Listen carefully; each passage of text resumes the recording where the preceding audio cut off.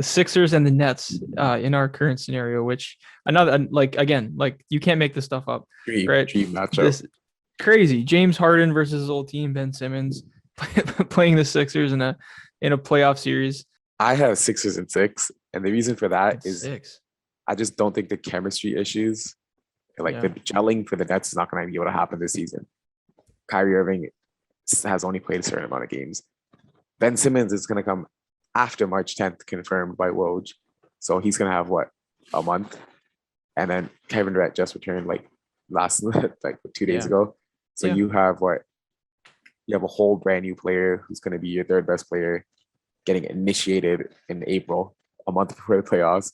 You're getting Kyrie Irving back full time in April, a month before the playoffs. It's just too much gelling to happen.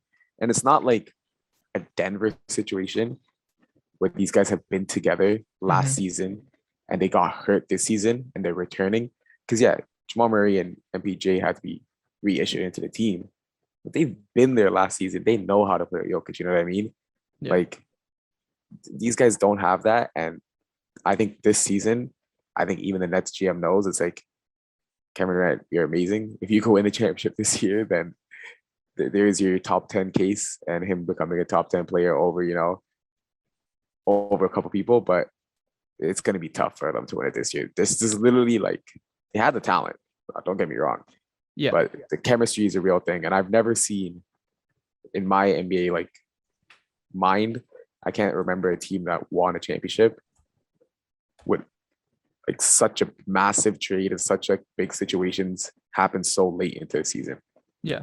Well, I'm not saying they're going to win the championship. I just think I would pick them in this series. Yeah. And the reason is, I just think I don't really see how anyone on the Sixers who can guard Kevin Durant. And now there's no one on the Nets who can guard Joel Embiid either. Yeah. And if it just comes down to like the best player, which I still think Kevin Durant is, even though Embiid is MVP maybe right going to now. win MVP this year.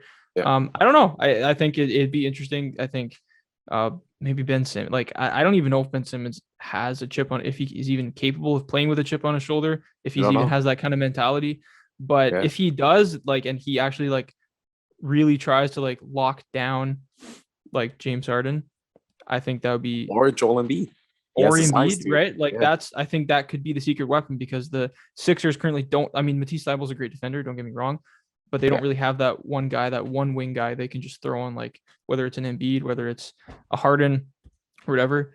But again, a lot of that, like you said, like if I think you would probably agree with me if this were like a full season of this Nets team against the full season of the Sixers team. So maybe I'm underplaying the chemistry issues, but I don't think Kevin Durant's necessarily a player that like requires too much chemistry. I think he's just that good offensively. But yeah, I don't know. You never know. It's just with history, man. Like you just don't see teams like this be successful at this like right away.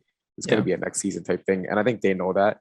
And you can't say like, oh, if they had the chemistry, because if they had chemistry, James Harden's not requesting a trade, right? Yeah. That was one of the big reasons why he forced the trade and forced to move out. So we're talking about a whole different situation, right? We're talking about probably like the first seed that's winning a championship. Like that would be very boring. The chemistry issues is what led us to the situation. And man, like James Harden and Joel Embiid together have been amazing. They've been, in my opinion, like almost perfect. Tyrese Maxey, ever since James Harden came into the fold, has become an all-star level player.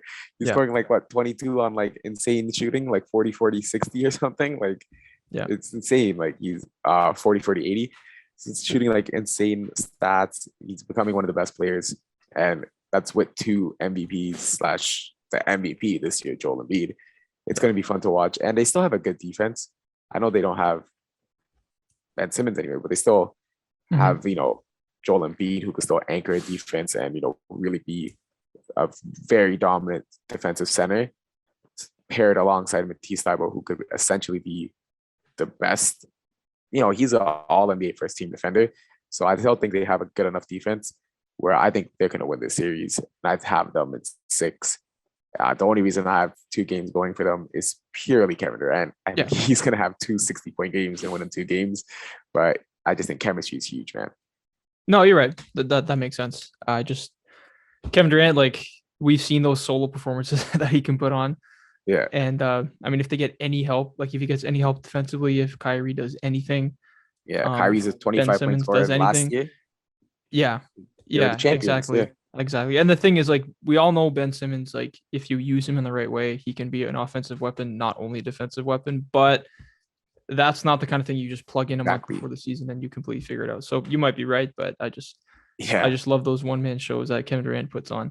Thanks for watching. Subscribe here so you never miss the best clips from Stretch the Floor. Hit the links in the description below to find us on all podcast platforms and follow us on Instagram.